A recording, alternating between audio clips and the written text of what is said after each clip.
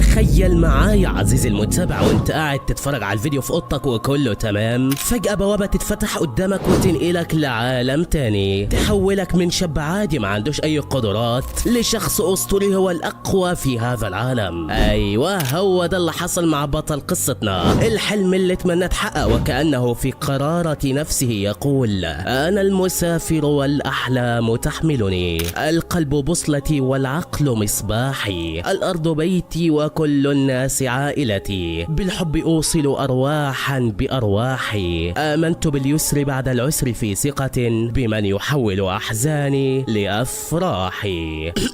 السلام عليكم اصدقائي الاعزاء، واخيرا بعد غياب رجعنا لكم بفيديو يمتع الاحباب، حرفيا ملحمة قتالية اكشن دراما احداث فوق الوصف انفجارية. ولكن قبل ما نبدأ فانا حابب اشكركم شوية، بصراحة هم شويتين ثلاثة كده عزيزي المتابع. فاول حاجة الفيديو اللي فات انا طلبت منكم توصلونا 15,000 لايك، قلت ده تحدي صعب واكيد يعني مش هنوصل، بس انتوا بجد صدمتوني، ده في خلال اول يوم بس وصلتوا لضعف رقم وهو 30,000 لايك، وحاليا قد تعدى 60,000. يا نهار ابيض، هو ده بجد ولا ايه؟ والله يا صديقي زي ما سمعت هو جيشنا بقى، هنعمل ايه؟ لازم يدمر ويكسر كل الارقام الموجودة. تاني حاجة عاوز اشكركم عليها وهو تفاعلكم دايما معانا، فبفضل الله ثم بفضلكم خلاص يعتبر وصلنا 900,000 اخ واخت، خلاص فاضل تك على حلمنا وهو المليون مشترك، فبجد شكرا لكم من القلب. وعلشان كده بقى يا صديقي فانا جايب لك تحدي دمار. ايوه التحدي المره دي مش تحدي لايكات، لا ده تحدي اشتراكات، وهو اننا عاوزين نوصل 910,000 مشترك قبل يوم 22، وده اليوم اللي هخلص فيه امتحانات وخلاص اروق عليكم الفتره الجايه. وما تخافش مش ناسيك في الاجزاء التانيه اللي طلبتوها، فعلشان كده قبل ما نبدا ارزع اشتراك وصلي على النبي في البدايه، اسمع الفيديو للنهايه وهيا بنا نروي لكم احداث تلك الحكايه. الواد اللي قدامك ده يدعى ايفان، شاب محترم غلبان في منتصف العشرينات من عمره وحياته شبه مدمره، الدنيا مقحرطه يا عيني واخده رايح جاي، وحتى الشغلانه اللي بيحبها وبيبدع فيها دخلها ضئيل جدا ومش مقضياه، فهو شغال كاتب قصص مصوره، وعلى الرغم من انها تعتبر كويسه وتنافس المؤلفين الكبار في مجاله، الا انه ما كانش عارف يروج لنفسه وما كانش عارف يطلع كل حدوده يوريهم من هو الاسطوره اللي بجد. علشان كده بيتمنى تغيير حياته للاحسن وبيقول يا ريت لو ادخل عالم من عوالم القصص اللي انا بكتبها دي، ابقى البطل كده وابقى اسطورة زماني. ياه يا جدع، ده انا هكون في قمة السعادة، هبقى بطل وهعمل كل اللي نفسي فيه، ولكن ابقى غطيها يا حبيبي وانت نايم كويس، فكل دي احلام يا صاحبي، فلا تنالوا المطالب بالتمني. الواد كان عارف كده كويس قوي، وعلشان كده بيخلص الشغل بتاعه اخيرا وبيدخل ينام، وبمجرد ما بينام من هنا في نفس الوقت بيحصل انفجار ضخم في قصر نادر في منتصف المدينة. الانفجار ده بيطلع نيزك وبيدخل بيت ايفان بالتحديد. اوبا يا نهار مش فايت، الواد طبعا لسه مش فاهم اي حاجه، وهوب بتتفتح بوابه مضيئه قدامه، الواد لسه مش عارف ايه ده، هو انا بحلم ولا ايه بالظبط؟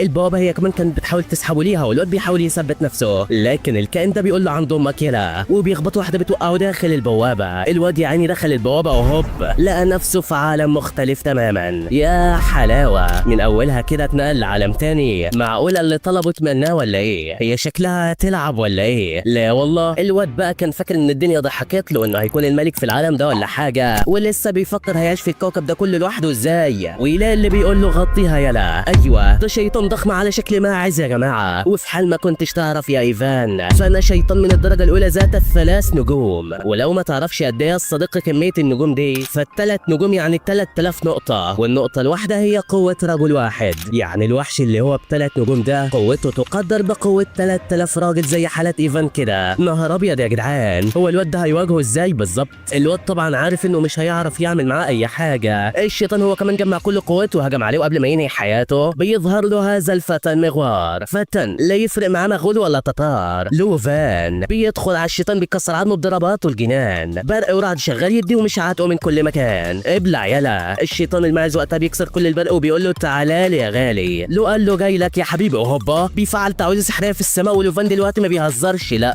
بينزل عليه وحرفيا بيشويه، احلى 3 مليون فولت على دماغك يا معلم. الواد بيكسره بمعنى الكلمه. ايفان انبهر من قوته وبدا يسقف له، بيقول له هو انت ازاي جامد كده يا عم؟ لكن لكن الواد قال له خلاص يلا. فالشيطان لسه ما ماتش، لا بيقوم من تاني وبيدخل عليه، ولوفان برضه مش سايبه، شغال يدي من كل مكان لحد ما بيشبعه حرفيا. ضربات سريعه ومتتاليه من كل الجهات وجميع الاتجاهات ومحدش شايف حاجه. الاتنين دول في مستوى اخر تماما. ايفان ما كانش قادر يلاحظهم حتى وقال ما بدهاش، انا لازم احافظ على حياتي او لا. بيفعل وضع الجري كل الجدعنه وكل يموت الا انا. بس فجاه السيف الاسطوري اللي بيظهر في ايديه، الواد برضه مش عارف هيعمل بيه ايه. الشيطان الماعز وقتها بيحس بقوه السيف الجباره وبياخدها جري وراه بكل ما اتاها من سرعه. لوفان الاسطوره بيحاول يمنعه ولكن ده وراه ومش راضي يسيبه. ايفان الغلبان بيطلع على العمود ده وبالغلط السيف بيقع من ايده بينزل على الشيطان بيكسره. يا نهار ابيض، ده الشيطان مات من خبطه واحده. هو فعلا الواد ده بقى جامد ولا ايه؟ لكن فجاه بينتقل للعالم الاصلي مره اخرى وبيلاقي نفسه في الشارع. بيفوق وبيحط ايده على دماغه وما كانش مصدق اللي حصل. هو انا بحلم ولا ايه بالظبط؟ انا مش عارف ايه اللي حصل لي ده. طب برضه هو انا ايه اللي جابني هنا؟ انا لسه مش عارف ايه اللي بيحصل معايا. لكنه بيروح يكمل شغله وما كانش عارف حاجه. بس فجاه بيسمع صوت بيكلمه. ايوه الكلب اللي قدامه هو اللي بيتكلم. برضه كلب بيكلمني. هو انا اصطبحت النهارده بحاجه مش تمام ولا ايه؟ هو ازاي الكلب ده بيتكلم؟ انا اكيد بهلوس يا عم، كمل في طريقك. بس لا دي مش هلوسه، انا فوق اهو بص عليا يا عم. بيبص فعلا. وانت مين يا جدع انت؟ معقول انا بقيت تعبان والمفروض انضم لمستشفى المجانين؟ بس لا يا عم انت مش تعبان، لا بص حواليك كده هتشوف ارواح شكل كتير ما تقلقش. الواد بيبص فعلا وبيلاقي اللي الواد قال له عليه كائنات روحيه في كل مكان. والواد قال له انت مين بالظبط؟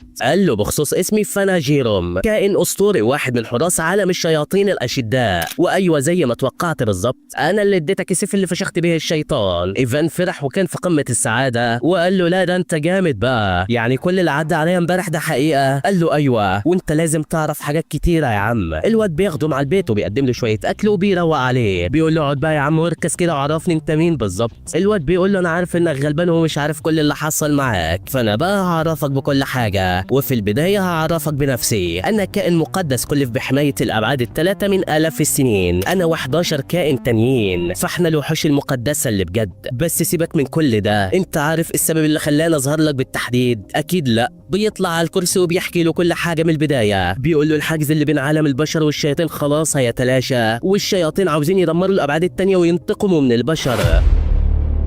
وانت دورك كايفان يكمن في هزيمه الشياطين الفاره ذات الستة نجوم او اقل وختم البقيه، وده قبل ما الشق الزمكاني اللي عملوه يوسع اكتر واكتر واسيادهم تخرج لعالمكم دوت وتدمروا بالكامل. ولو اتاخرنا اكتر من كده مش هنقدر نعمل لكم اي حاجه وهتموتوا كلكم. من واجبك ككائن مقدس ان اساعدك وامنحك القوه اللازمه علشان تنجز مهمتك ايها المختار. ده هي الدنيا هتلعب معايا ولا ايه؟ خلاص يا عم انا معاك وخلينا ننقذ العالم سوا يا حبيب قلبي. بيرمي له الكوبايه والواد بيمسكها بطريقه رهيبه، واحنا جامدين برضه، ده احنا هندشمل الدنيا ما تقلقش. ده القصه دي اقوى من القصص اللي انا بكتبها بمراحل. لكن لسه ما بيكملش فرحته وصاحب البيت بيرن عليه وبيقول له هات الايجار يا فقير، انت بقالك 6 شهور متاخر ولا بتدفع اي حاجه. ايفان قال له اسبوع كمان، اديني اسبوع واحد بس يا رياسه واوعدك اني هسد كل ديوني. ففي حال ما كنتش تعرف انا دلوقتي بطل مغوار. قال له بلا بطل ولا بتنجان، دي اخر فرصه ليك، يا تدفع يا اما هرميك وما ترجعش تقول لي انا اسف سلام. وبيقفل مع المكالمه على كده. وفي وقتها الواد بيقول لجيروم انا راح اكمل شغلي يا عم، انت خليك هنا ومش هتاخر وهرجع لك على طول. لكن في المدينه في الوقت ده بنشوف الواد السري سرق فاحش ده بيتجول في المدينه بالتويوتا بتاعته. كان متعصب جدا من ايفان وده لانه يبقى نفسه لوفان وهو سرق تعبه وقتل الشيطان الماعز بالصدفه. يا نهار ابيض. بيقول له انا لو شفتك تاني يلا مش هرحمك صدقني، هكسر دماغك ودماغ اللي خلفوك. الخادم بتاعه بيقول له من معكر مزاجك يا اسمه الامير، قول لي بس وانا اقسم لك، او خليها من غير يمين هجيبه لك لحد عندك يتمنى الموت ولا هنوله له. قال له هنشوف ما تقلقش، لكن دلوقتي انا مش عايز منه اي حاجه. اوبا بابا وشكلهم كده ناويين على دمر يا عم ايفان. ده كمان في الوقت ده بتجيله مهمه طارئه مطلوب تنفيذها على وجه السرعه. ايوه المهمه دي اللي هو كان بيتمناها من الاساس. بيطلبوا منه يمسك ايفان ويسلمه للمحاكمه بسبب خرق القوانين المختار الاساسيه. بيمسكوا فعلا وبيسلموا للمحاكمه وبيقف في المكان ده قدامه 3 من القضاة وهم دول اللي بيمثلوا العدالة في العالم ده. بيقولوا له انت واقف قدامنا ببجاحة ازاي كده يا عم؟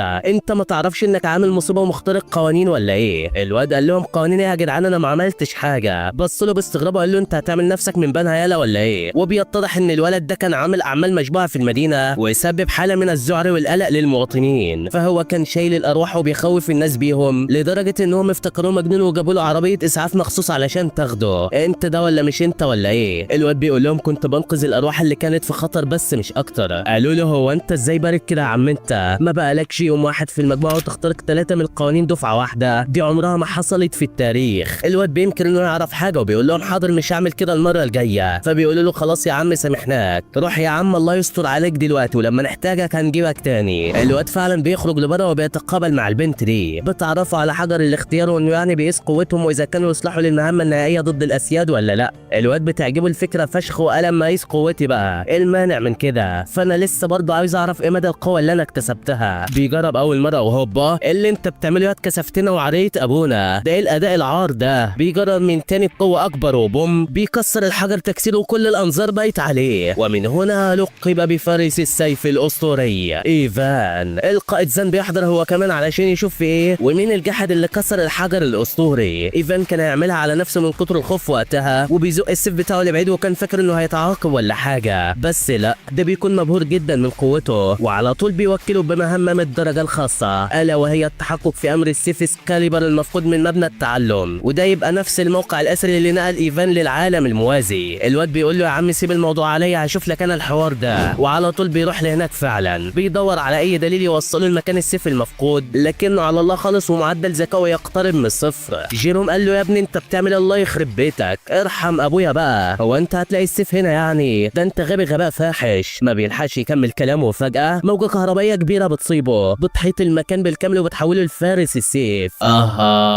وقد بدأنا. بيطلع له كمان السلطان الصغير ده والواد بيهزأ بيه، لكن يا دوبك الواد بيهزأ بيه من هنا وقوته بتزيد عشرات المرات من هنا علشان تبقى تستقل بخلق الله تاني. يلا تستاهل اللي هيحصل لك. بيجيب ورا وبيقول له انا اسف والله يا عم انا كنت بهزر معاك، انت اللي خدت الموضوع على صدرك او كده. السلطان ما بتفرقش معاه وبينزل على الواد بضربه بتفرتكه تانية وتالتة كمان وايفان مش عارف يعمل حاجه. يا جدعان الوحش خلاص كان هيخلص عليه بس يا دوبك السلطان بيلمس السيف وهوبا نلاقي دراعه اتقطع وطاير لبعيد. الواد فرح وقال له تعالى لي يا غالي. الوحش فعلا بيهجم عليه وايفان بيطير دراعه، كان لسه هينيه بس الوحش قال لك ما بدهاش يابا وخدله في اسنانه وخلع من المكان. غلبان هو ايفان هيسيبك ده هيعمل من امك بتنجان. بيجي راحه في ظهره بينزل على دماغه بيقطعها له لكن الوحش هو كمان كان عامل حسابه ونصب له كمين وبوم بيكسر السيف وبيديله على عينه. ايفان وقع على الارض يعني والوحش بيقرب منه وخلاص شكلها النهايه. بيشيله بين ايديه وخلاص هيفعصوا يا جماعه. بس تفتكر ان ده يحصل وايفان هيموت؟ ده لو كانت اللي بتحميها الفوت. بوم ابلع يلا. بتدي له واحده بتخلص عليه وهي دي جين يا جماعه، واحده من الابطال اللي قوتها تفوق الخيال يا بنت اللعيبه. بيرجع بعدها على البيت من تاني وجيروم كان متغاظ ومحروق جدا جدا، ده كان من المفترض يموت من ساعه ما اعطيته السيف في البدايه. وبيتضح يا صديقي ان جيروم هو اللي سرق سيف اسكاليبر من الاساس. الله انت مالك يا جيروم بالظبط؟ هو مش المفروض انت اللي تساعده وتبقى عاوز تحميه؟ ده شكل كده في ان كبيرة في الموضوع. بيفضل يسب ويلعن ويتنطط في المكان بحرقة كبيرة وبيدخل على ايفان وبيحاول يرضيه. بيقول له انا اسف يا صاحبي لاني عرضت حياتك للخطر، اسف لاني ما قدرتش احميك وكسرت السيف الاسطوري اللي اديتهولي، لكن ده وعد مني مش هتتكرر تاني. لا اوعدك ان مش هخلي حد يعرض حياتك للخطر او يأذيك باي شكل من الاشكال مرة تانية. جيروم فعلا بيسامحه وبيصلح السيف الاسطوري بقدراته رهيبة وبيقول له يا عم ولا يهمك ده انت زي اخويا برضه. جامد يلا جيروم بس الظاهر كده انه وراك إنها كبيرة.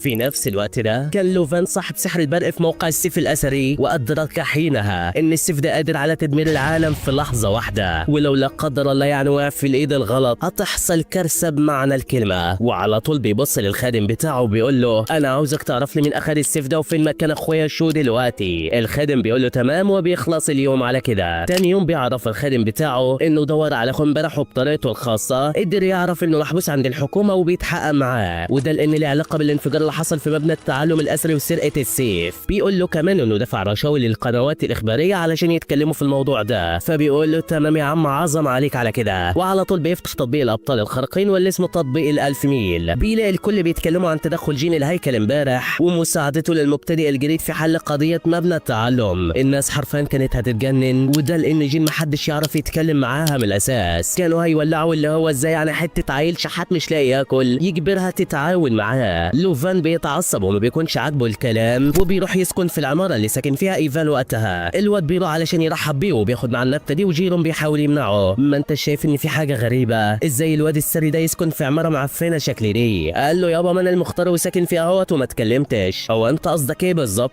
قال له انت مين؟ انت جربوع يا ابني، اما ده ابن ناس وبدلته بس بتمن شقتك. يا عم مالكش دعوه، اركن انت في جنبي يا حزين انت. وبيخبط على الباب بيفتح له. الواد بينبهر بس بقول لك ايه، المكان من بره هلا هلا ومن جوه يا الله. بيدخل يتكلم مع لوفانو وبيقول له ازيك يا صاحبي، عامل ايه يا عم؟ انت وحشتني والله، ده انا من ساعه ما هزمت الشيطان الماعز وانا عاوز اقابلك واشكرك بس مش عارف. الواد قال له ارمي بس القرف اللي في ايدك ده وبعد كده اتكلم. بيديها للخادم بتاعه يشيلها بعيد وايفان بيقلب المكان كله حرفيا. انت بيتك جامد قوي يا عم، بجد انت ازاي سارق كده؟ قول بس ما شاء الله. بيلمس البتاع دي وهوبا بيفتح باب سري وبيخرج منه جواهر نادره واحجار براقه. اكيد الاحجار دي غاليه في السوق مش كده؟ ما تديني واحده بيعه واسد ديوني يا عم الله يصلح حالك. بيقول له ده عندها يلا، هو انا كنت مخلفك ونسيتك ولا ايه؟ ولكن على العموم يا عم انت ليك امانه معايا. بينادي على صبح الخادم بتاعه وبيدي له الحجر ده، اتفضل يا عم ده بتاعك. وقع من شيطان الماعز اللي انت هزمته من فتره. ففي العاده اي شيطان بيموت بيسبب وراه حجر نادر شكل كده، يا اما بيستخدم في الصناعه او بيتباع وبيجيب مبلغ كبير جدا جدا. وده طبعا لو بعته لتاجر موثوق في القاره الشماليه. ابسط يا عم خده يلا وسدد كل ديونك. ايفان قال له لا انت غلطان، فالحجر ده مش من حق انا لوحدي، لا انت كمان ساعدتني ولازم نقسمه سوا بينا. لو بيقول له انا مش مهتم بالمبلغ البسيط ده وتقدر تحتفظ بنفسك عادي، صدقني مش هتفرق معايا. لكن هل ابننا هيقبل جنيه شفقه من حد؟ لا والله، ده الواد بيسحبه من ايده عافيه وبيطلع على المنطقه الشماليه. بيدخلوا متجر عم مالك المحترم وبيبيعوا له الحجر مقابل 1000 صدفه، وهي دي عمله العالم بتاعهم. بعدها بيطلعوا ياكلوا. الواد ايفان ده مفجوع بصراحه، بينزل في الاكل في احترام وبسم الله ما شاء الله يعني عليه. لكن فجاه واحد من الزباين بيمد ايده على جرسون المطعم الغلبان، بيزعق معاه وبيرمي الاكل على الارضيه ولسه هيضربه كمان. بس هل هيضربه فعلا؟ عندك يلا ده ايفان يا جماعه. الواد بيقول له انت مالك؟ قال له لا انا مش مالك، انا ايفان قدامك اهو. بيكترهم معاه بس اول ما بيشوف الماركليس في المكان بيجيب وراه، واللي هو له بالمناسبه ما كنتش اعرف انك هنا. بيخلع من المكان وايوه كده عرف حدودك. بعدها بيتكلم مع النادل اللي يعتبر من اشباه البشر وبيهون عليه وبيقول له لو حد ضايقك تعالى بس وقول له انا كشف له علشانك ما تقلقش. الواد بيشكره وبعد فتره بيفتح له فان مركز اطعام مجاني، والظاهر كده ان كلام ايفان اثر فيه. جيروم في الوقت ده هو كمان بيحاول يعمل فتنه ما بينهم، ولكن ايفان قال له ما تسيش الظن في الناس. وبينما هم يتحدثون برق بيضرب المكان واحد من الشياطين اخترق الشق يا جدعان. يا نهار ابيض، مره واحده كده لو ايفان بيتربوا على طول بيجروا عليه اوام. الشيطان كان جامد ومفيش كلام. لو بيضربوا بتنانين برق، ولكن ده الشيطان الشبح يابا بيتفاداه بكل خفه ورشاقه، اللي هو ده اخرك ولا ايه؟ ايفان حرفيا مش مصدق مدى سرعته، بيقول هو في ايه؟ هو اللي بيحصل ده بجد ولا هزار؟ لو قال له ركز يا ده الله يخرب بيتك، فالوحش اللي قدامنا ده مش سهل، لا ده هو الشيطان الشبح ذو النجوم الاربعه، بيهجم عليهم يمين شمال واعصار خارق في المكان يا جدعان. يا نهار ابيض، العيال طبعا ماسكه نفسها بالعافيه ومحدش قادر يتحرك او ياخد خطوه واحده لقدام. جيروم كان هيودع لكن ايفان لحقه في الوقت المناسب، بيقول له خد بالك من نفسك يا صاحبي وبيحدفه جوه الاعصار. يا ابن الخنزيره، جيروم بيلف في الاعصار وهوبا بيهبط الشيطان الشبح من ورا وبيغفله وبيطلع له بره الاعصار. يا ابن اللعيبه، ايفان قال له عاش عليك والله يا عم جامد اقسم بالله. بيروح جري عليه ولكن لو بيهديه، قال انت خلينا نحط خطه علشان على دماغه هنديه. تدوا مين بالظبط؟ ده انا هوريكم النجوم في عز الليل ما تقلقوش. هو انتوا لسه هتفكروا؟ وعلى طول الشيطان الشبح بيدخل عليهم والتصادم كان عنيف لابعد الحدود. الشيطان شغال يلعب بهم ويروح يمين شمال وابن اللعيبه مدوخهم حرفيا. العيال مش قادره تسد معاه المواجهه صعبه لابعد الحدود، واتضح ان ده مش شيطان رباعي النجوم ولا حاجه، لا ده سباعي يا جماعه، ولكن ده كان مغفلهم. ده انتوا شويه اغبياء بصحيح، ما طبيعي برضه. الفرق بين ثلاثي النجوم اللي هو شيطان الماعز ورباعي النجوم مش هيكون كبير قوي كده. العيال اول ما فهمت اللعبه وانهم متغفلين اشتعلوا من الحماس، دخل عليه وايفان اداله واحده واحلى مسا عليك يا سيدي الناس. ايوه لو مش مصدق قوه ايفان والواد بيرسمها عليه، بيقول له ده اللي حاجه عندي وهوريك قوتي الحقيقيه دلوقتي. ففي النهايه انا هو المختار وانت اضعف مني بكتير ولازمك شغل وتتضرب من نار علشان توصل لمستوايا. لو اتصدم ووصل لزوره غضبه، قال له انا الماركليز الليل اللي كلها بتعمل له 1000 حساب. العيال بتتخانق وفي ظل هذا الخلاف المتضارب بين البطلين ويتفاجئ باللي بيهجم عليهم بكل عصبيه. ايوه ده الشيطان الشبح لسه ما ماتش ولا حاجه، لا بس خلاص اخرك فاضي يلا. بوم لو بيهاجمه باقوى هجمه الا وهي تنين البرق وبيخلص عليه. الواد بيمحي الوجود نهائيا قدامه، وهي دي قوه الماركليز الحقيقيه. بيبص لايفان وبيقول له انا عمك يلا، مهما رحت ومهما جيت هتفضل تحتي مهما عليت يا ابن اللعيبه. لو فعلا قوي ومحدش يقدر يقول عليه اي حاجه. الواد طبعا بيجيب ورا وبيقول له انت هتتعاون معايا مش كده. الواد ما بيردش عليه وجيروم من بعيد بيبتسم ابتسامه شيطانيه. جيروم مش عاجبني خالص ومش عارف ليه حاسس ان ورا حاجه كبيره. لكن المهم ايفان بياخد كتاب المهارات السريه اللي لو اداهوله وبدا يتدرب في النار بمساعده جيروم. الواد مهزه ومطلع عينه بكل معنى الكلمه، وجيروم هو كمان بيتكلم معاه بيقول له انت المختار مش محتاج لكل ده، انت قوي بالفطره يا ايفان، ثم ان الماركليز الليلي بقى زميلك وانت شفت هو قوته عامله ازاي، انت مش محتاج تتدرب اكتر من كده لا. لكن الواد قال له علشان كده انا لازم ابقى اقوى، لازم انمي مهاراتي وارفع من مستواي علشان اقدر اجريه، انا لازم اشتغل على نفسي لابعد الحدود. وبعدها بيرجع اوضته وبيسهر طول الليل علشان يخلص الشغل اللي وراه، وبيخلص اليوم على كده. تاني يوم كل الابطال بيتكلموا عن التعاون اللي حصل بين الماركليز وفارس السيف، وبيقولوا اللي بيحصل ده مش طبيعي لا، وهذا الفعل اثار سخط الكثيرين واغضب الحاقدين. فلو دوت كاريزما جامد فشخ وكل الفرق بتتنافس عليه، وازاي يعني هو يسيب اكتر من 999 فرقه ويكون فرقه جديده مع المستجد ايفان. الواد وقتها كان قاعد بيتكلم مع الخادم بتاعه وبيكلفه باداء احد المهام، اما هو فبيفتح النت كده وبيشوف قصه ايفان مكسره كل التوقعات. عدد القراءات بيزيد كل ثانيه ولو طبعا اتضايق، وده لان ابن الهرمه كاتب كل اللي حصل معاهم في قصه ومخليه حته جربوع في الحكايه. ايفان في الوقت ده كان نايم مرهق من كتر التعب والتليفون جنبه بيرن، مديره بيكلمه بيقول له انا مش عارف ده حصل ازاي بس قصه فارس السيف الماركليز الليلي مكسره الدنيا، اشتغل على الاجزاء التانيه قريب. الواد بيقول له تمام وكان في قمه السعاده، واخيرا الدنيا هتلعب معاه ولا ايه. بتعدي الايام وقصته كل مدى ما بتضرب وبتلعلع في العلالي، والممثله المشهوره دي بتشوف الشخصيه الجديده وبتتفاجأ ده شكلها كده تعرف حاجه ولا ايه. لكن نسيبنا منهم ونروح لايفان اللي كان رايح يوصل اوردر لاحد البنات. بيسمع وقتها صوت بنت غلبانه وعلى الارض بتصرخ وبتستغيث، بتطلب ان حد يلحقها قبل ما يجرى لها حاجه، وايفان على طول الشامه ناحت عليه وبيروح يرن. الواد دمر له مستقبله حرفيا، والواد ما عادش نافع في التمثيل يا عيني. بس بيتضح ان ده تصوير مش اكتر وهو خرب كل حاجه، وبيتضح برضه ان البنت دي هي نفسها الممثله المشهوره اللي جايب لها الاوردر اللي كان معاه بتستلمه منه. والبنت كانت جميله لابعد الحدود لدرجه ان الواد سح في جمالها وما كانش عارف ملاك دي ولا بشر. لكن وفجاه البرق بيظهر في السماء، المنظر مهيب جدا جدا. ايوه ايفان عارف اللي فيها، فهم ان في شيطان هنا ولازم يهزمه قبل ما حد يتضرر. على طول بيطلع يجري باقصى سرعه والبنت كانت حاطه عينها عليه، بيدخل بالفعل وخصمه بيكون الشيطان الاحمر الجهنمي. الواد حب يتعايق قدام البنت لكن الشيطان وقف سيفه بسهوله وبوم اداله واحده خليه يجيب كل اللي في بطنه. قوه جباره فعلا، كان هياخد واحده تروحوا فيها لكنه برضه بيتلزق في الجدار. بيحاول يهاجمه من تاني لكن الشيطان بيحصله بالشوك وبيثبته في مكانه، بيقرب عليه وخلاص شكلها نهايتك يا ابو الصحاب. لكن تفتكر ان ده هيحصل يا زماله؟ لا لا لا لا ده استحاله. جين الهيكل بتسجل حضور على المكان، ايوه بتدخل على الوحش وهي واحده في الثانيه بمرتده كمان وعلى الارض بتنهيه. يا بنت اللعيبه ايفان هو كمان بيقوم وبيطلع من جوه متشخرم وبيدخل على الوحش بكل غباء بيقسمه. كان فاكر ان خلاص قضى عليه، غلبان ما يعرفش ان لسه وراه الوحش الهيجان. كان خلاص هيفعصه لكن جين على اخر لحظه بتحميه، بتفعل اقوى تعويذه سحريه عليه وبتختمه في التميمه دي.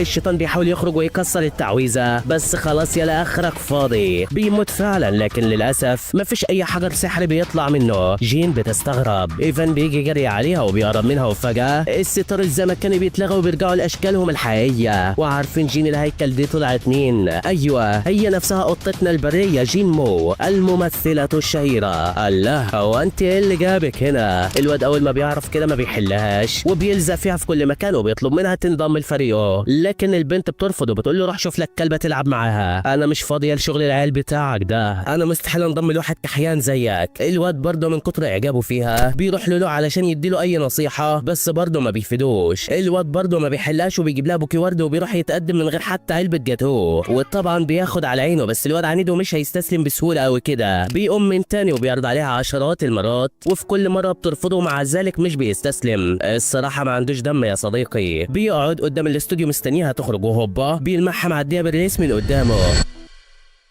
بيروح وراها وكانت بتلعب مع اطفال الميتم مفرحاهم. الواد بيشوفهم سوا، المنظر ده بيذكره بذكريات الماضي، بيذكره ببطل زمان كان بيقول نفس الكلام ده وكان مبسوط جدا من كلامها. جين بتشوفه وبتحاول تخلع منه، بس على مين؟ الواد وراها ومش راضي يحلها. بيجري وراها بالسكوتر الكحيان والبنت بتكون قدامه بالريس، بتقف له وهو مش بيعرف يدوس فرامل فبيخبط فيها. البنت بتتعصب عليه وبتقول له في ايه يا اخي؟ هو انت بارد كده ليه؟ ما قلت لك لا هغنيها لك يعني ولا ايه؟ ما تبعد عني بقى يا عم. الواد برضه ما بيسيبهاش فبتسلمه للمصحة العقلية. بيخرج على بالليل وحاله مش ولا بد خالص. بيقول انا عملت ايه غلط معاها علشان تعملني كده؟ ده انا كنت طيب وعاوز اقرب منها بس مش اكتر. بس على مين؟ والله ما هحلها، هي الحاجة الصعبة برضه هي اللي بتدخل دماغي. لكن وقتها بيجي له اشعار من تطبيق ال1000 ميل بيقول له ادفع اللي عليك يلا، وبيتضح انه مديون ب2000 صدفة لمجلس العدالة حق اختراقه لل3 قوانين. الله، هو احنا مش هنخلص بقى ولا ايه؟ الرقم بينزل على دماغه بيكسرها وربنا يكون في عونك يا صاحبي. على طول بيرن على مديره وبيطلب منه فلوس، لكن مديره ابن الهرمه بيقول له مفيش فلوس يا نصاب، هو انت سرق قصه من الناس وجاي تبيعها عندي؟ روايتك اتحظرت يا فالح. الواد خد صدمه عمره وبيحاول يقنعه انه ما سرقش حاجه وبيقول له انا بريء، اكيد اللي حصل سوء تفاهم وهيتحل ما تقلقش. لكن ده بيقفل معاه. تخلص المصايب على كده؟ لا والله. بيتصل صاحب الشقه بيه وبيقول له تعالى خد كراكيبك حالا والا هرميها لك في الشارع، يلا تعالى بسرعه من غير سلام. الواد بيتحايل عليه يسيبه قاعد شويه لكنه مش بيرضى وبيقفل السكه في وشه. ومش بس كده، لا ده كمان واحد من الشياطين بيظهر في المكان اللي هو فيه، وايفان كان عاوز يتجاهله ويروح يلحق حاجته المهمه قبل ما صاحب السكن يتخلص منها. بيكون في حيره من امره، لكن في النهايه بيقرر ينقذ العالم الاول. بيدخل على الشيطان وبيتضح ان هو نفسه الشيطان الاحمر الجهنمي. يا نهار ابيض، هو احنا مش هنخلص من ميتين امك بقى ولا ايه؟ ايفان بيسد معاه وبيحمي شبه البشري المسكين ده من قدامه وبيقول له اهرب يلا بسرعه يا عم. الواد بيسمع الكلام وبيكون خلاص هيهرب، لكنه بيغير رايه في اللحظات الاخيره وبيرجع من تاني وبيهجم على الشيطان. بس هو ايه اللي انت بتعمله ده يا ابني؟ هو احنا هنهزر هنا ولا ايه؟ بيطلع يجري والشيطان بيستلم ايفان تخبيط من كل مكان. الواد شغال يصد هجماته وابن الهرمه مش رحمه عمال يديه، وللامانه كان تقيل جدا عليه. لكن على مين؟ ده ايفان قوته تتعدى قوه تنين، وهوبا بياخدها جري وراه ومش بيكون لسه عارف هيعمل ايه معاه. بيتحسر وبيطلب من نمر المساعده، بس النمر بيكون خايف ومش عارف انا ده نمر ولا زرافه. ده القطه اشرس منك يا جدع انت. بيشوف ايفان بيضحي عشانه فبيروح يديله حته بوكس، مش بيعمل اي حاجه. جاتك خيبه يالا. في حين ان الشيطان بيديله واحده بيخلص عليه. بيفوق ايفان بعدها وبينزل تخبيط فيه شمال يمين يمين شمال، والكذب ملا المكان. بيخرطه حرفيا، لكن هل بكده خلص الموضوع؟ لا والله. الواد بيقوم من تاني وكان ساعتها هيتفشخ خلاص، وانا بصراحه ما عدتش عارف اقول له ايه بالظبط.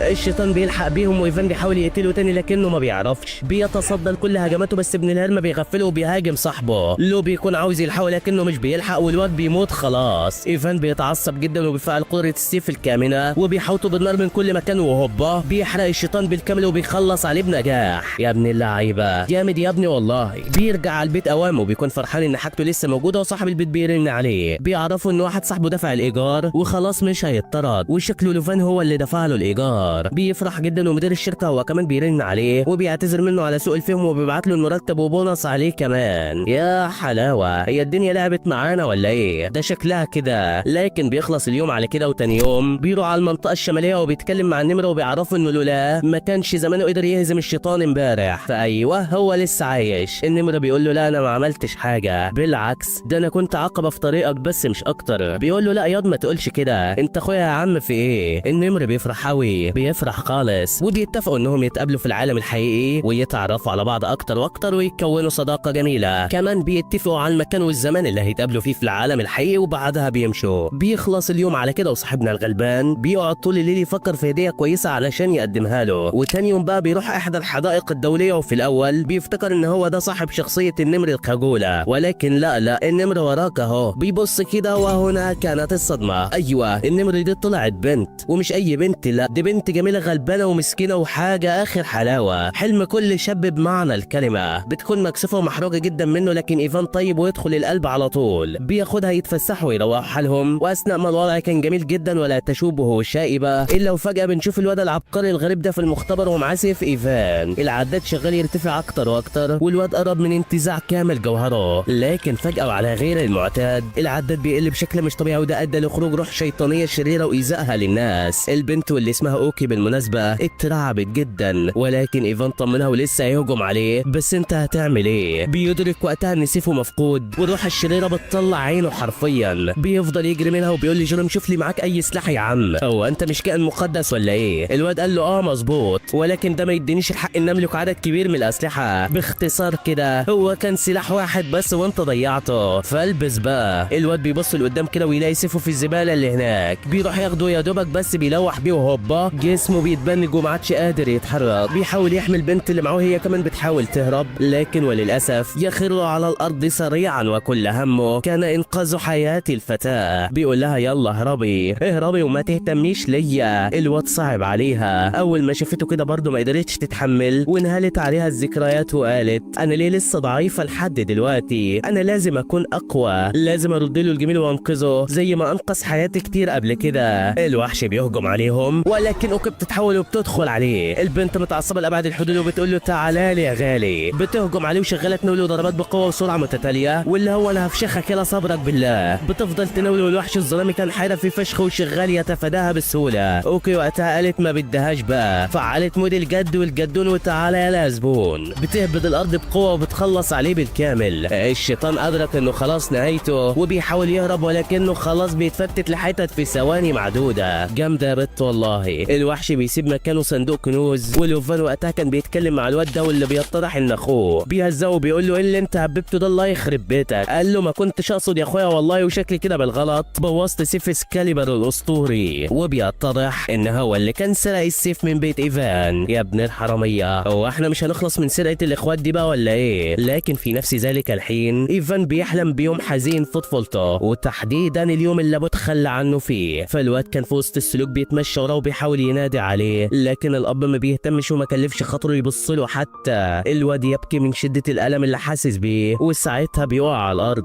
بيتخيل ان والده بيمد له ايديه علشان يمسكها، والعبيط كان هينط من الشباك. بيصحى مفجوع، ولكن اوكي بتمسكه في اللحظه الاخيره.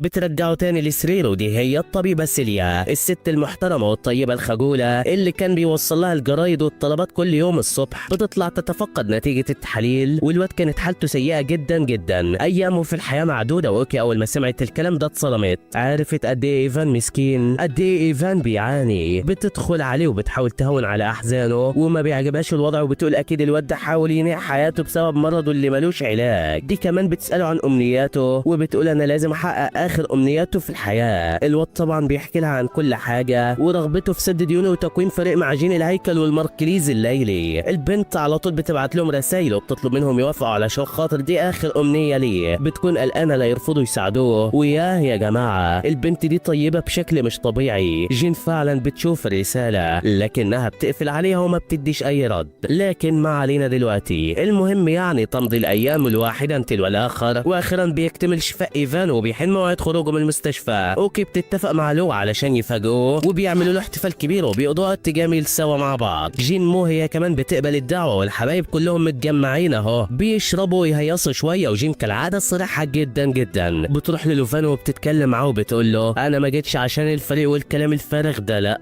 فانا جيت هنا علشان قالوا لي انك خلاص هتموت وايامك في الحياه بقت معدوده. الواد اتصدم يا عيني، هو ايه اللي انت بتقوليه ده؟ ولكن هي دي الحياه يا صاحبي ولازم تتقبلها. ايفان انحصر، فهو ما كانش يعرف بامر مرضه ده قبل دلوقتي، وبيقول لهم ليه خبيتوا عني حاجه زي دي. ولكن على العموم شكرا على حضوركم جميعا. وبعدها بيسيبهم وبيمشي في حاله ميؤوس منها. كانت في عيونه كميه حزن تكفي عوالم واكوان، فهو خلاص هيفقد حياته وهيفقد سببه للحياه وهيفارق احبائه. بيقعد مع جيروم وبيقول له انا هموت قريب جدا يا اسطى، هل لما اموت هلاقي اللي يزعل عليا؟ وهل انت كمان هتزعل عليا؟ لكن على عكس رد المتوقع، جيروم بيطير من الفرحه وبيقول له انت بتتكلم جد ولا ايه يا زميلي؟ هو انت هتموت بجد؟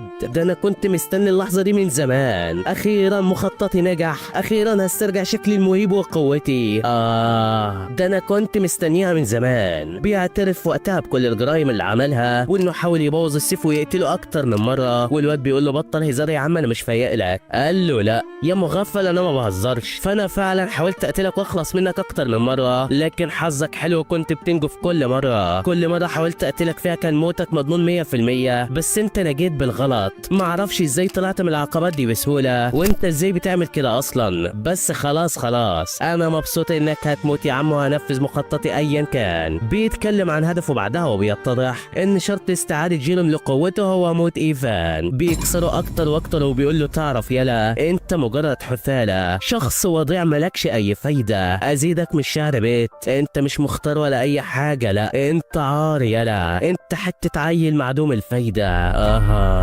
لازمته الكلام القاسي ده؟ بس الواد خلاص على مشارف الموت وتقول له كلام زي ده انت معدوم الدم بصحيح. ايفان اول ما سمع الكلام ده اتعصب جامد، مش مصدق اصلا الكلام اللي قاله له. يعني طول الفترة دي انت كنت بتخدعني، كنت عاوز تقتلني وتخلص مني. طب ليه؟ انا عملت لك ايه؟ اذيتك في حاجة؟ معقولة هو اللي افترى وصل للدرجة دي؟ انا ما صعبتش عليك، ما فكرتش مرة واحدة في اللي بينا قبل ما تعمل كده، ما فكرتش في اي مغامرات عملناها سوا. ده انا كنت بعتبرك زي اخويا يا جدع، انت ناكل سوا نهزر سوا، ولما كنا بنخرج كنت بشيلك فوق دماغي. كل ده ما حركش حاجة جواك، لكن كل الكلام ده ما فرقش مع جيروم وقال له يابا اللعبة بقى على المكشوف مش كده. انا اصلا كنت بمثل، وانا ما كنتش طايق نفسي الصراحة وانا بمثل الدور ده، لكن اصبر بس قوتي ترجع لي وهكسر دماغك، صدقني ما هحلك وهقتلك قبل ما المدة بتاعتك تخلص. ايفان قال له بقى وريني يلا. وها قد بدأت الحرب المشتعلة. الواد اشتغل يزاوله وما سابلوش لحظة واحدة، وطول الليل عمال يزمر ويعمل اصوات مزعجة علشان ما يخلوش يعرف ينام. بيفضل يزاوله لحد ما بيطلع عين ابوه، وفي الصبح بتيجي اوكي تطمن عليه. جيروم اول ما شافها فرح جدا وكان رايح عليها علشان تلحقه من المجنون ده، بس ايفان برضه بيديله على دماغه، لا ده هو عبيط شوية بس مش اكتر، ما تاخديش في بالك. بتقعد معاه تعتذر له عن سوء الفهم اللي حصل بسببها، وده لان المريض اللي كان على وشك الموت مش هو، لا ايوه ده واحد تاني. الله، هو انت هتلعبي بمشاعرنا ولا ايه وليه انت؟ ايفان مش بيكون مصدق نفسه. البنت بتقول له ايوه انت زي الفل، بتعترف له انها جات له امبارح بالليل علشان تعرفوا انه بخير وتعتذر منه، لكن نفسيته كانت زي الزفت وطلب منها المغادره. ايفان مش بيكون مصدق نفسه. البنت بتقول له ايوه انت زي الفل، مش هتموت ولا حاجه، لا دي كلها كانت غلطه بينك وبين المريض التاني بس مش اكتر. الواد بيفرح جدا وبيقول لي جيروم سمعت يلا انا زي الفل ومش هموت اهو، عارف ده معناه ايه؟ ايوه ده انا هطلع عينك. بس المهم دلوقتي انت مطرود. بيرمي له شنطه هدوم على الباب وبيطرده من الشقه، وبيفضل يزعق ويتحايل عليه علشان يدخله، بس الواد بيرفض وبيقول له ما عدتش محتاجك، انت من طريق وانا من طريق تاني. جيروم اخر ما بيزهق منه بينط له من الشباك وبيديله على دماغه، وبينادي على صاحبه بلو، بيفضل يهزر معاه شويتين كده، لكن ما علينا يعني. المهم ايفان بيحطه قدام الامر الواقع، بيقول له قدامك خيارين مالهمش تالت، الاول انك تاخد بعضك وتمشي من هنا زيك زي الكلب البلدي بالظبط، والتاني تعترف بكل حاجه وتعرفني الحقيقه الكامله وراء مجيئك ليا وتعرفني كل الاسرار اللي وراك. يا نهار ابيض، ايفان فعلا دلوقتي ما بيهزرش. جيروم ما كانش قدامه حل تاني غير انه يقول، وبالفعل بدا يقص عليه الحكايه. فقبل الاف السنين 5 من الحكماء الاشداء قاموا بتأييد ملك الفوضى وحبسه داخل الأسوار هو وجيشه، كذلك تم تدمير مفتاح اللوتس واللي هو السبيل الوحيد لنجاته. وطبعا أنا وبلو 10 كمان من الكائنات المقدسة كنا بنحمل الحاجز ده وبنعزز ختمه كل فترة، لكن وبعد آلاف السنين واحدة من المنظمات الشريرة والتي تدعى الشفق قدرت تجمع جزء كبير من مفتاح اللوتس، وزي ما أكيد خمنت دلوقتي هو ده سبب ضعف الختم وتسرب الشياطين للعالم البشري. يا نهار أبيض، بقى كل ده بسببكم يا شوية حسالة. لكن في الوقت ده كان له في المكان الأثري والعمال شكلهم لقيوا المدينة المفقودة، بيطلب منهم التوقف عن التنقيب واستكمال الأمر في الغد، لكنهم مش بيسمعوا له، لا بيقولوا له دي أوامر جدك. على طول بيتصل بيه وبيفهمه كل حاجة، لكن هل الموضوع هيعدي بالسهولة؟ لا والله. فبين طيات الظلام تحاك خيوط الكارثة. يا ترى ايه هيحصل معاهم بعد كده؟ وهل ده فعلا هو مكان مدينة جيان المفقودة؟ هو ده اللي احنا محتاجين نعرفه. لكن في الوقت ده سيف ايفان بدأت تحصل له حاجات غريبة. الواد بيغمى عليه اول ما بيفوق. جيروم بيعرفوا ان قواه قد تم ختمها بسبب شيء غامض محدش عارف ايه السبب بالظبط. يا حلاوة، معقولة؟ بس ازاي كده؟ محدش عارف اي حاجة وخصوصا ايفان اللي كان هيتجنن. يعني ايه بالظبط قوة اتختمت جوايا؟ انا فعلا مش فاهم اي حاجة. جيروم بيقول له انا كذلك مش فاهم برضو ازاي ده حصل، بس شكل كده الموضوع كبير جدا وانا وانت مش هنقدر نعمل اي حاجة دلوقتي. بيروح ساعتها للقارة الشمالية وهناك كان مستني عدد كبير جدا. محدش كان قاعد على بعضه مولعين من كتر الحماس، شغالين يهتفوا باسمه. الواد قال لهم انا هوريكم القوة اللي بجد. بيرجع رجله لورا على الارض وهوبا بينطلق باقصى سرعة عنده على حجر الاختيار اللي بدأ يشع ضوء غريب جدا. الناس فرحت اكتر وفارس السيف بقى قدوة. يا جدعان شفت يا اخي؟ يا سبحان الله والله. الناس بتهتف باسمه بصوت عالي وجيروم بيقول له فوق يلا. هو انت سرحت بتفكر في ايه؟ ولكنه كان بيفتكر مواجهته مع الشيطان الاحمر الجهنمي وبيقول لجيروم انت اكيد كنت بتكذب عليا، انا هو المختار مش كده؟ قال له لا، انا المرة دي على عكس كل المرات السابقة فانا بقول لك الحقيقة. فما فيش شخص بعينه يستاهل انه يتنادى باللقب ده. بيسأله بعدها عن طريقة الفك الختم. قال له والله يا عم ما اعرف. الواد اصر عليه وفضل يحايله بدل المرة 1000. لكن جيروم جات له فكرة عبقرية. بيقول له تعالى نروح للعالم الموازي وكل ما نهزم شياطين اكتر واكتر قوتك هتزيد والختم هيتفك من عليك اسرع واسرع. قال له يا ابني ما تشغلش دماغك عليا والنبي، انت اكيد مش عاوز تضحي بيا تاني مش كده؟ بيقول له لا يا عم عيب عليك، وهو اصلا كان بيفكر في كده. يا ابن الكدابة، فهو ده مخططه من الاساس. لكن نسيبنا منهم ونروح لزعيم منظمة البحث عن المدن المفقودة واللي بيكون الراجل العجوز اللي باين عليه الحنكة ده. بيتكلم مع حفيده اللي هو مين؟ لوفان الماركليز الليلي. بيقول له ما لقيناش حاجة امبارح، الظاهر انه كان فخ واحنا شربناه ووقعنا فيه. طب ايه العمل دلوقتي؟ قال له يبقى لازم نتوخى الحذر لان شكلها كده منظمة الشفق رجعت من تاني. في نفس ذلك الوقت بقى نشرة الاخبار بتتكلم عن عاصفة رعدية جديدة تضرب مدينة شينجاي في الصين. وفي حالة ما كنتش تعرف فدي هي نفس المدينة اللي منها ايفان ورفاقه. بس عارفين ايه؟ الاعصار ده مش ظاهرة طبيعية ولا حاجة، لا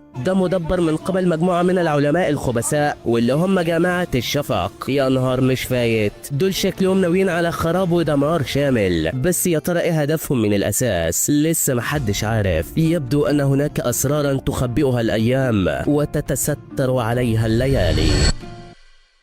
ايفان في الوقت ده كان في الشارع وفجأة بيشوف واحد واقع على الأرض وكأنه مقتول. بيقرب منه لكن الواد زي الفل مش شارب ولا حاجة. بيسيبه وبيدخل الزقاق اللي جنبه ويلاقي جين شغالة تقتل فيهم بكل وحشية. هو ايه اللي بيحصل بالظبط؟ ايفان شاف كده ما قدرش يسكت. قال لها انا لازم ابلغ عليكي، لازم ابلغ عليكي حتى لو كنت عضو في الفريق اللي انا فيه. اتمنى تسامحيني في حياة الناس مش لعبة زي ما انت فاكرة، لا مش بالسهل عليا اعمل كده، لكن انت عارفة القوانين كويس. البنت بتركب مكانتها ريسك كالعاده وبتقول له اسكت يا ابن المغفله، روح بلغ القيادات وخليك هنا لا يجي لك برد وانت واقف ولا حاجه. بيقول لها تعالي هنا انا لازم اسلمك للعداله. ما بيلحقش يبص وراه يا عيني ويلاقي العيال اللي ماتت قامت وبتتحرك من تاني. بيقول لهم يا شباب صباح الفل، هو انتوا بتمشوا وانتوا نايمين ولا انتوا صاحيين ولا انتوا ظروفكم ايه بالظبط؟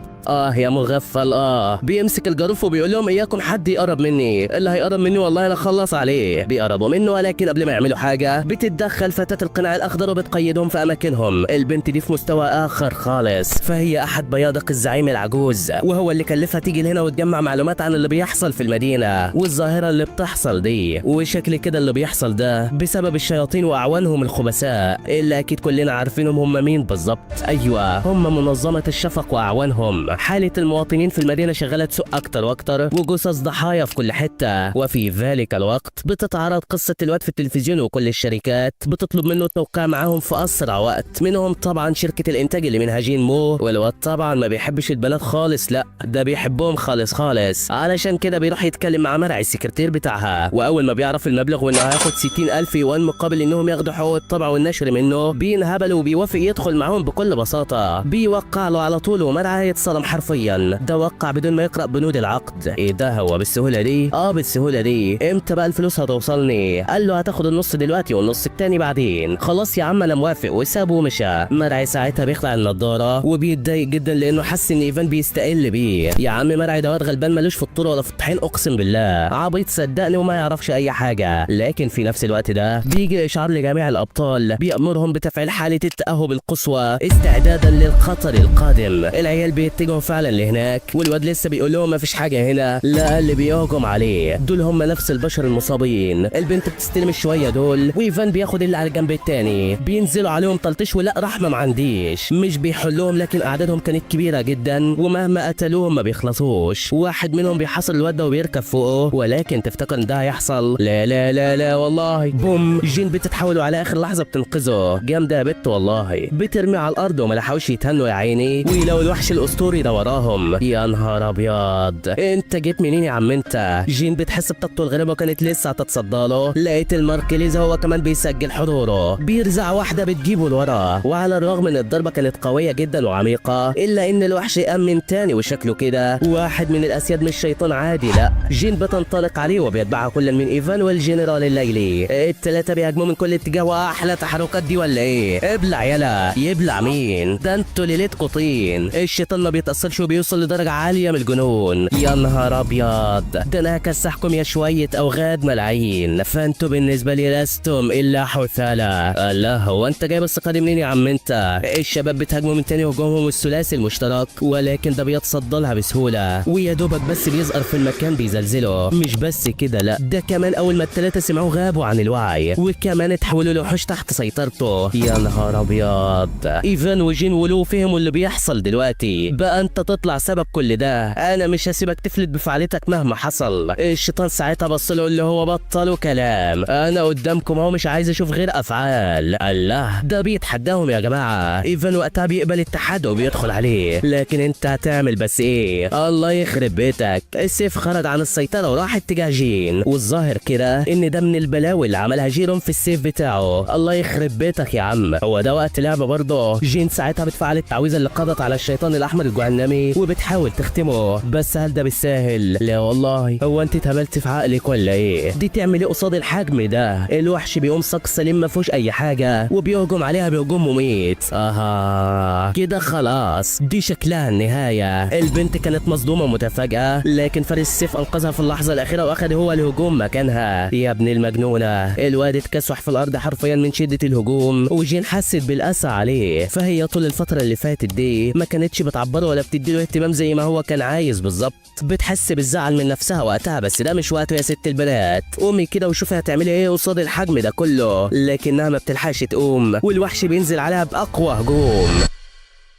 بس بوم، عندك يلا. هو له يا جماعه اداله بوكس فلاتون باك واحلى مسا عليه. ايوه يا صديقي، انا بتكلم انجليزي برضو عادي. العيال بتتصدم وبتفرح في نفس الوقت من تدخله. وعلشان نوضح بس، هو مش كان معانا في البدايه، لا فهو كان سابهم من شويه وراح يجيب المساعدات، علشان كده تدخله كان مفاجئ ليهم. ايوه كده يا واد، عاش عليك والله. بيعرفهم كمان انه معرفش يخرج من هنا، وده بسبب انه كل ما بيطلع يلاقي نفسه راجع تاني. والظاهر كده ان الوحش ده عمل حلقه اعاده الزمن للي يحاول يخرج ولا حاجه. فارس السيف هو كمان بيحاول يقوم، واتفقوا جميعا على الهجوم. لكن في نفس الوقت كان جيروم قاعد ومتعصب من نفسه. بيطلع انه زي ما توقعنا هو اللي بوظ السيف من الاساس. بيقول لنفسه انه ما كنتش المفروض اعمل كده، ما كانش لازم اذيه بعد ما تصالحنا على الاقل. لكن بعد ايه بس؟ انت ما تعرفش ايه اللي حصل بسببك. فالواد ده حاليا اتحط في مصيبه وممكن ما يطلعش منها على قيد الحياه. لكن نسيبنا منه ونرجع ساعتها لارض المعركه. الدنيا كانت ملهلبه على الاخر. الشيطان الضخم شغال يجري عليها بسرعه ورشاقه، واللي هو دي حاجه مستحيله بالنسبه للحجم ده. بتسرح للحظه وهوب الشيطان يغفلها وهي مش ملاحظه، بيدكها في الارض وحرفيا بيطحن ابوها. اوبا بابا، ده كده خلاص بيطير في الهواء وخلاص هينزل عليها بالقضيه. بس دي جين الهيكل يلا، طاقتها بتخرج عن السيطره ونتفاجئ جميعا بمخلب عملاق. الشيطان بالعافيه بيتفاداه ويلاقي لوفان هو كمان بيديه. الهجوم طبعا ما اثرش فيه، ولكنها كانت خطوه كويسه للوقت الحالي على الاقل. بيهاجموا من تاني ولكن ده جاب اخره خلاص. بيهجم عليه بوكس اطاح بهم ارضا، والشباب اكلوا الضربه دي وما كانوش لاقيين تفسير حقيقي لمقدار قوته الرهيبه دي. بيمسك جين بين صوابعه، ودي عامله زي البليه بالنسبه للحجم ده. ايفان بيزحف ويحاول يقرب منها، والشيطان كان خلاص هيخلص عليها، هيفعصها بين ايديه. الواد وقتها حس بخيبه امل وبيقول اي قائد انا، اي قائد يترك اعضاء فريقه يموتون بدون ما يحاول يعمل اي حاجه. انا كنت فاكر نفسي قوي ولكن طلعت حسالة بس مش اكتر. بس لا انا مش هستسلم. بيصرخ عليه وبيقول له وقف ارجوك. الشيطان ساعتها بياخد باله منه وبيدخل عليه وبيتصدى لهجومه، وايفان امن تاني هجم عليه وبوكسي في التاني شغال يديه. الوحش مع ذلك ما تأثرش وتفادى جميع الضربات، والاتنين بينهجوا من كتر التعب ومش قادرين ياخدوا نفسهم حرفيا. بس ده مش وقت استسلام. عافر يالا قوم اظبط الكلام. بيقوم فعلا وبيقوم بقوة اسطورية عليه، لكن بوم بياخد بنية بالطيارة. الضربة كانت قوية ومباشرة والواد ما استسلمش. بيحاول بس برضه الشيطان مش هيحلك، لا بيمسكه بين ايديه وشغال يعصره. الواد بيصرخ من شدة الألم. السيف بيتوهج وبيحرق ايد الشيطان، بيرمي بعيد والواد برضه مش بيستسلم، لا بيقول له انا المختار، انا الجبروت وزي النار، مش هسيبك تفلت مهما يحصل يلا، لن اتركك تحيا بعد ان اذيت اصدقائي. بيقوم بسرعة اسطورية وبيهجم عليه، وجين هي كمان بتتحمس من عزيمته، والاتنين بيقفوا في ظهر بعض بكل جمدان. الماركليز الليلة هو كمان اتجنن يا جدعان، بينضم لهم ودي خلاص بقت مجزرة فشخ ودك ودعك وكل اللي قلبك يحبه. لا بجد بيعملوا شغل تقيل، متعة للعين وحماس ليفل وحش يشغل الادرينالين. لكن برضه الشيطان بيقدر يفك نفسه، كان هيغفلهم من ورا بس الطبيبة بتاعتنا بتطير في المكان وهوبا بتفعل حاجز وبتحميهم، بتبعد الهجوم من عليهم وبتعالجهم في الحال، وبتقول لهم يلا خلونا نفشخكم حالا، ودلوقتي انا ولجين هنثبتهولك وانت خلص عليه بسيفك يا ايفان. الواد بيقول لهم تمام، وفعلا بدأوا في تنفيذ الخطة الجنان، بيقيدوه فعلا ودلوقتي جدورك. الواد فعلا بيجهز سيفه وهوبا بينطلق عليه بسرعة البرق وبضربة من اللي هي بيخلص عليه، واخيرا عملوها الرجالة، بيقعوا على الارض ودي كانت مجزرة بكل معنى الكلمة. لكن ما علينا، الحمد لله انها عدت على خير، وكل ده بفضل مين؟ القطة البرية، البنت الشقية، الطبيبة الجهنمية سيليا. والله انا حاسس ان انا طبلت لها زيادة عن اللزوم بس مش مشكلة، اهم حاجة اننا كسبنا المعركة. بينقلوا للعلاج والواد بيشوف ذكرياته مع ابوه وبيحاول يقرب منه كالعاده، ولكن بياخد احلى مليون فولت على دماغه. بيفوق مفجوع وجيروم فعلا كان قلقان عليه. وفي الوقت ده كمان تحديدا عند جد لوفان وقائد المنظمه مساعدته بتعرفه كل المعلومات اللي جمعتها عن الشيطان اللعين، واللي اتضح انه جنرال تبع جنرالات سيد الفوضى. اوبا بابا دي شكلها لا تبشر بالخير اطلاقا.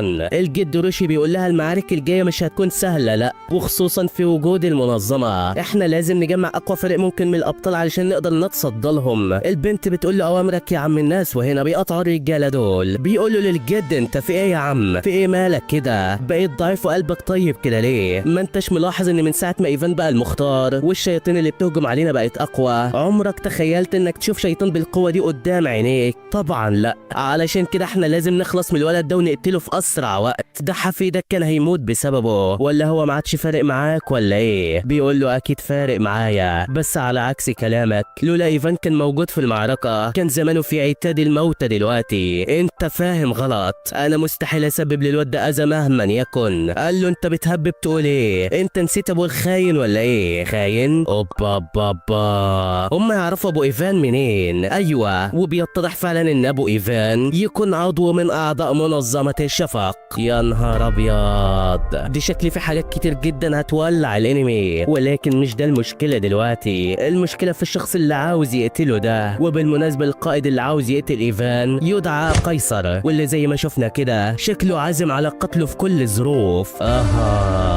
يا ترى هتعمل ايه يا ابني قدامه؟ الراجل فعلا بيروح لايفان المستشفى وبياخده على قاعة المحاكمة. بيقول له انا قيصر وانت متهم قدامي دلوقتي. بيقول له متهم مين بس يا بابا؟ اذكر الله وصلي على النبي كده وخلينا نتفاهم. بس للاسف قيصر ما عندوش تفاهم في قاموسه، بيكلمه بكل عصبية وبيقول له بتتواصل مع ابوك ازاي يالا؟ بتنقل له معلومات ازاي يا خاين يا ابن الخاين يا عميل انت؟ الواد ما كانش عارف يقصد ايه. بيقول له هو انت اصلا تعرف ابويا منين؟ بيقول له هو انت هتعمل عبيط عليا؟ هو مش ابوك برضه يدعى هونج؟ قال له ده اسم ابويا، بس هو انت تعرفه منين؟ هو انتوا اصحابه ده مقلب ولا ايه بالظبط؟ بس لو ليك عند ابويا فلوس فلا يا عم انا ما اعرفوش وماليش دعوه بيه، انا كحيان ويا دوبك بقضي مصاريفي بالعافيه، لما تلاقيه يا عم بقى تعامل معانا ماليش اي علاقه. كنت سالتني ازاي بتواصل معاه، فحب اقول لك ان اخر مره شفت فيها كان وانا عندي 6 سنين، انا دلوقتي عندي 20 سنه، يعني بقالي 14 سنه ما شفتوش ولا اتقابلت معاه. كان لسه هيمشي ولكن ابن الهرمه بيثبته، بيحبسه في السجن السجن الكهربائي ده وهو كل ما يلمسه بيتكهرب. بيقرب منه وبيقول له ما تحاولش ايها الخائن، يلا اعترف دلوقتي، قول لي بتتواصل مع ابوك ازاي؟ الواد زهق من كتر التبرير وقال له لا كده كتير بصراحه، قلت لك ما اعرفش اي حاجه، قلت لك بقالي 14 سنه ما كلمتوش، انت بقى لو مش مصدق فخليك راجل على الاقل وحررني وصدقني لفشفش عن وشك في ايديا. بيقول له لازمتها ان ذهب يا روح امك، انت خاين عميل انت ووالدك، وصدقني هموتك قدام عينيه. الله، الراجل ده حقد عليه بشكل مش طبيعي، وشكل كده ابو ايفان عطيه خازوق محترم. لكن في الوقت ده لوفان بيعرف من جد روشي حقيقة اللي حصل وقتها واللي كان من 20 سنة، وساعة ما كانوا بينقلوا المفتاح عشان يدمروه، وفجأة الطيارة انفجرت وما نجاش غير 2 بس. ايوه، ابو ايفان الملقب بالكوكبة واخو قيصر الملقب بنجم الشمال. ابوك الخاين يا ايفان وقتها قتل اخويا وسرق منه اجزاء المفتاح واداها للمنظمة. ايوه، ابوك خاين وقاتل يا ايفان. ايفان وقتها بيفتكر ذكرياته مع ابوه بيرفض تصديقه، بيقول له لا ابويا مش خاين، ابويا عمره ما قتل نملة في حياته، ما بالك بقى بحياة مئات الاشخاص، انت اللي بتكذب عليا، ابويا عمره ما يعمل حاجة شكل كده. لا، بيعذبه اكتر واكتر والواد مصر على قراره، ابويا مش خاين ولا ما اعرفش اي حاجة، واصحابي يقدروا يثبتوا صحة كلامي. بيقول له اصحابك ما تقولش الكلمة دي لانها بتثير اشمئزاز يلا. بيحاول يحطم ثقته في اصدقائه، وكذلك الجد روشي مع حفيده. لوفان بيقول له الخاين هو ابوه، اما ايفان فهو صاحبنا اللي ضحى بحياته علشاننا كتير قوي، كيف تعاقبه على ما ارتكبه اباه؟ قال له خليك بعيد احسن لك، خليك بعيد وما تعملش حاجه تسوء سمعه عيلتنا. ابن الهرم هناك كان بيعذب ايفان لحد ما دمر اعصابه حرفيا، شغال يصعق فيه بلا رحمه، والواد فعلا ما بيعرفش يعمل اي حاجه، بيفقد الثقه في اصدقائه وبيقول له محدش اصلا كان بيحبني، محدش هيجي يساعدني، انا بس اللي كنت بفرض عليهم نفسي مش اكتر، فانا الملام الوحيد على حياتي. يا ايفان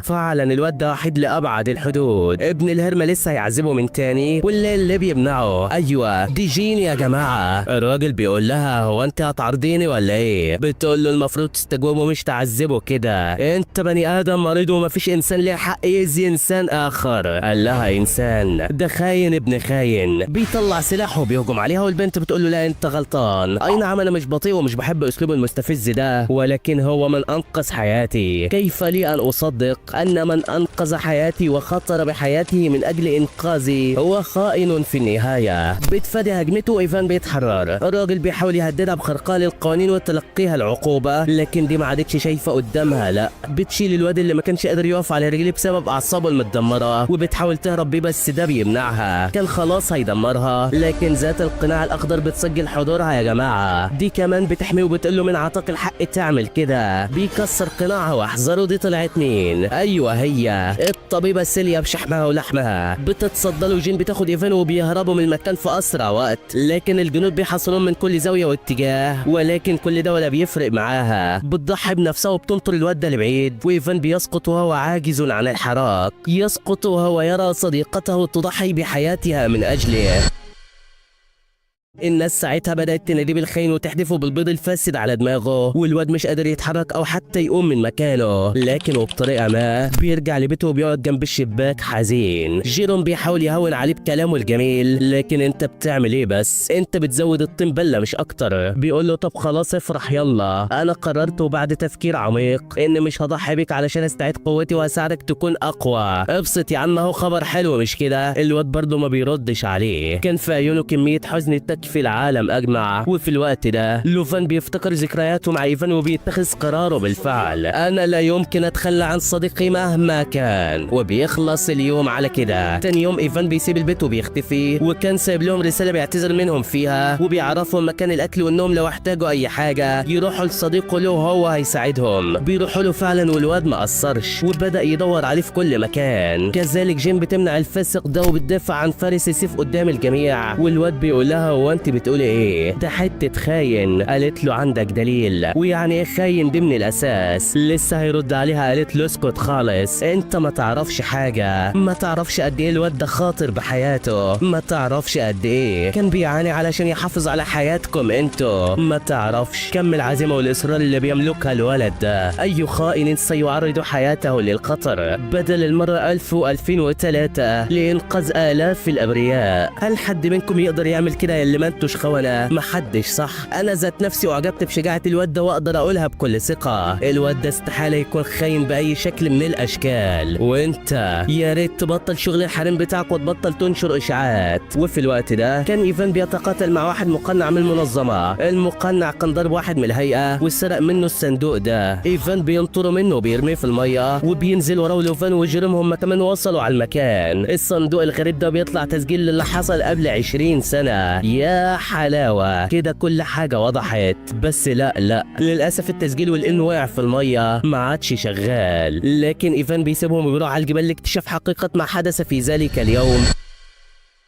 وبعد القليل من الوقت وبيوصل عند الجرف ده وبيقول لهم ما تخافوش يا شباب، انا محظوظ جدا وده لان المختار ما بيلحقش يكمل كلامه والحته اللي هو واقف عليها بتنفصل عن الحبل وبتنكسر. بيحاول يجري ولكن خلاص بيوقع وجين على اخر لحظه بتنقذه. بيتبرد عليها طبعا فبتقلبه على الارض. بيقولوا له احنا هنساعدك تلاقي دليل يثبت براءتك وبراءه ابوك. الواد بيشكرهم على ثقتهم ومساعدتهم ليه وبيقعدوا يتكلموا شويه مع بعض. بس وبينما هم يتحدثون بينفجر المكان ده وبينهار عليهم. ايوه دول اعضاء المنظمه. ايفان وقتها دماغه بتوجعه وبيفتكر انه جه هنا قبل كده. الزعيم بيأكد على كلامه. لو ساعتها بيتدخل وبيقول له مين انت يا عم وليه بتعمل كده؟ قال له انا جيت هنا علشان اخد ايفان بس، اما انتوا فتقدروا تمشوا مش هاذيكوا في حاجه، فهدفي هو المختار. العيال قالت له مستحيل، ده انت بتحلم يلا. بياخدوا وضع القتال والزعيم بيقول لهم كنت عارف برضو عامل حسابي ما تقلقوش، انا عارف انكم مش هتيجوا غير بالعين الحمراء، علشان كده يا شباب روقوهم. بينزلوا عليهم وكل واحد بياخد واحد يروق عليه. جين بتفشخ اللي قدامها وبتروح على الزعيم وصوته كان مألوف جدا بالنسبه لها. بتديله على دماغه ودماغ اللي خلفوه واقناعه بيتكشف وعارفين ده طلع مين. ايوه هو ابن الهرمه مرعي مدير اعمالها. بتديله على عينه وبتقول له انت ازاي شرير كده، بس سيبك كويس انك ظهرت على حياتك يلا كده احسن برضه. بيكترهم معاها فبتديله على دماغه هجمه كمان وزعيمكم وقع يا شويه عهات. بتقيده بالحبل ولكن مرعي ما هزوش. بيضحك بكل هستيريا وبينادي على ورقته الرابحه شيطان النسر. بيهجم عليهم والعيال بتطير ومحدش بيكون قادر يشوفه من الاساس. ولكن جين عندها الحل. دي بتستخدم نوع من انواع السحر المظلم وبيقدروا يشوفوا الشيطان. بينزلوا على الارض ويا الهي منظر مهيب لابعد الحدود وشكلهم كده هيعانوا في قتاله. لكن سيليا بتقيده بسحر النبات وجين بتحاول تختمه وليفان بتعويذه البرق وكلهم بيدوه. المكان بينفجر والغلابه كانوا فاكرين انه خلاص مات. ولكن مت مين يا اولاد العبيطه، هو احنا لسه بدأنا اصلا. بوم بيردوا لهم الهجوم وجابهم كلهم على الارض. ما فاضلش واقف غير ايفان بس. الوحش ساعتها بيبص له باحتقار وبيهجم عليه بالرمح الخارق وكان خلاص هيجيب اجله. ولكن انت ما تعرفش كم العقبات اللي مريت بيها كانت عامله ازاي. بيعافر وبيضغط على نفسه اكتر واكتر لحد ما بيقدر يرد الهجوم عليه. الشيطان صدها بسهوله بس الواد ايده بترعش من شده الهجوم اللي فات. سيليا بتعالجهم والشيطان سرعان ما ادرك خطورتها وبيختفوا وبيطيرها قدامها. واحلى مسا عليكي. بيهبدها واحده بيكسر بيها الحبل وبيفتته. قوه جباره فعلا. بيدخل على الباب وبياخدها تكتك على السريع يا ربيع. والشيطان ده شكله ما بيهزرش. بيستلم فارس السيف بعدها وبيطلع ميتين امه. ضربات من فوق وضربات من تحت شمال يمين وفشخ ودمره بمعنى الكلمه. يكتفي بكده؟ لا والله. بوم بيديله واحده برق بتكسره. الشباب كانوا في منتهى الصدمه فكلهم ما كانوش قادرين يعملوا اي حاجه. ايفان ساعتها بيفقد وعيه ومعقوله دي النهايه. والله الواد بيشوف زمايله ورا منه متكسرين لا حول ليهم ولا قوه وجيم بس هي اللي بتقدر تقوم. بس هتعمل ايه يا حزينه انت؟ بوم في ثانيه واحده الوحش بيمسكها وكان خلاص هيفرتك دماغها. بس مرعي بيقول له وقف يلا ما عندناش وقت للهطل اللي انت بتعمله ده، يلا ابدا في عمليه استخراج المفتاح من جسد المختار. الوحش بيقول له تمام وبالفعل بيفعل تعويذه سحريه في الهواء وجسم ايفان اتخزوق من كل مكان. دي كده شكلها خلاص النهايه. لكن في اللحظه دي كان ايفان غرقان في ذكرياته. بيفتكر اليوم اللي ابوه تخلى عنه فيه وانه كان بيقاتل اعضاء المنظمه وسرق منهم المفتاح. بس فجاه واحد بيخبطه في ايده بيطيره منه. بتخبط ايفان وبتدخل جواه. وايوه هو ده اللي خلى ايفان هو المختار يا صديقي. الوحش بينتزع منه المفتاح اخيرا. بس بوم عندك يلا. ايوه هو ومفيش الا هو ايفان يا جماعه. الشيطان متفاجئ من قدره ايفان على الحركه بعد كل تلك الهجمات. لكن ملامح الواد اختلفت تماما. ايفان ده ما عادش ايفان اللي احنا عارفينه. لا نعم يا سادة، قد اختفى الولد المسكين واتى مكانه اسد العرين ايفان ابن المجانين. بيبص له عزيمة من حديد اللي هو تعالى لي يلا. الوحش ترعب من هالته، بيقول له انت ازاي لسه عايش؟ انت مستحيل تكون مجرد بشري عادي. قال له ده انا المفروض اشكرك يلا، شكرا علشان شلت الختم اللي كان بيختم قوتي. دلوقتي انا بمتلك قوة ليس لها مثيل، فسلم المفتاح بالهداوة كده وتعالى لي عشان هدوس على دماغك. الشيطان اول ما بيعرف انه المختار بيقول له سلم جيروم الوحش المقدس يلا. قال له على جثته وبوم بيحدفوا على حدوقه بينهيه. جين هي كمان بترجع للقتال وبتفشخ اللي قدامها وابلع يلا. لوفان بيسجل حضور هو كمان والحرب اتقلبت يا جدعان. الواد بيفرح جدا ان زمايله لسه بخير، والشيطان ابن الهرمه بكل ما اتاه من قوه بيهجم عليه، ضربات يمين شمال بيديه. بس على مين يلا؟ ده عمك السندال بيفادي هجماته بكل سهوله وسرعه ورشاقه مش مفهومه. لا ايه الجمدان ده كله؟ عاش عليك اقسم بالله. الشيطان بيدخل عليه بهجوم الكسح والمكان بينفجر وبيملاه الغبار، والشيطان كان فاكر ان ايفان انتهى بس ده عندها. ايوه انا صاك سليم وقدامك اهو. الوحش بيغضب اكتر واكتر وبيطير في السماء وكان خلاص هينهيه، بس فجاه حاجه السحر بيحيط بيه كمان بيعزز قوته. ايوه دي سيليا يا جماعه. ايفان بيفرح جدا انها لسه عايشه وبيدخل على الوحش بكل ما اتاه من قوه، بيفشخه بضربات من كل ناحيه واتجاه ومحدش عارف ينتصر على التاني. ده بيعاني وده بيعاني. ايفان بيندفع عليه بسرعه خاطفه وبيجيب دم منه، لكن هل بكده الموضوع انتهى يا زماله؟ لا ده استحاله. فالوحش بيقوم من تاني وبيستدعي طاقه ظلاميه مخيفه من السماء، ويا الهي القوه دي كلها بيهجم على الواد بيها بس مين عندك يا حزين؟ فاحنا فريق الجامدين، الشباب كلهم اتجمعوا عليه وعينك ما تشوف الا الكسح في كل مكان، ضربات كسح مسح وتفاني، والشيطان مش بيصرخ لا ده بيعاني. جين بتقيده بالسلاسل وخلاص ما عادش ليك مهرب يلا. ايفان هو كمان بيقرب منه وبوم بيخلص عليه، بياخد المفتاح بين ايديه، وقد تمت المهمة بنجاح. عاش فشخ اقسم بالله، القوة والجمدان دي كلها. لكن في نفس الوقت ده في المنظمة الشمالية كان الشاب ده بيحرض الناس ضد فارس السيف وبيطالب باعدامه. الناس كلها بتتفق معاه، والجد روشي ومنظمة الهيئة في المكان. من بعيد بيحضر المختار ورفاقه وقد نال منهم التعب وحالتهم لا تسر عدو ولا حبيب. فدلوقتي وضح للعيان كم المعاناة اللي الشباب دي اتمرد بيها. الجد روشي بيعلنهم ابطال العالم رسميا، وبعد قرابة شهرين من المعركة الساحقة ايفان بيتجمع مع الشباب من تاني بعد ما تعافوا بالكامل. بيروح الموقع اثر جديد وهناك بيشوف الصدمة اللي بجد. ايوه ده هيكل عظمي الكائن هجين شبه اللي لقيته الهيئة من 3 سنين. ده كمان لما قاسوا نسبة التطابق بينهم كانت 99%. الله طب ازاي كده؟ جين في الوقت ده كده بتحس بحاجة مألوفة وبتقرب من الهيكل علشان بتلمسه وهوبا هالة حمراء دموية بتظهر في المكان. البنت بتفوق للحظة وبتتسحب في البوابة اللي ظهرت من العدم فجأة. يا نهار ابيض. ايفان بيهر على انقاذها بس انت بتعمل ايه يا صاحبي؟ بس الوقت فات خلاص. صدمة خرجت عن حدود المنطق والثبات. فيا ترى المكان اللي هي راحت له ده وش معنى جين بالذات؟ وايه مصير والد ايفان؟ وهل فعلا هو الخاين ام انه بريء وكل اللي حصل ده اشاعات؟ ده شكل الموسم الثاني هيكون مجزرة، ولكن كالعادة يا صديقي لم يتم نزوله حتى وقتنا هذا، وما نزلش من الانمي غير الحلقات اللي احنا لخصناها. بس باذن الله اول ما ينزل اكون اول واحد ملخصها. علشان كده استنونا في الموسم الثاني من حكاية ايفان بطل السيف المغوار. ولو وصلت لهنا خد لك لفة في القناة، اوعدك انك هتتبسط صدقني. وبس كده يا عم، استودعكم الله الذي لا تضيع ودائعه، ودمتم في امان الله.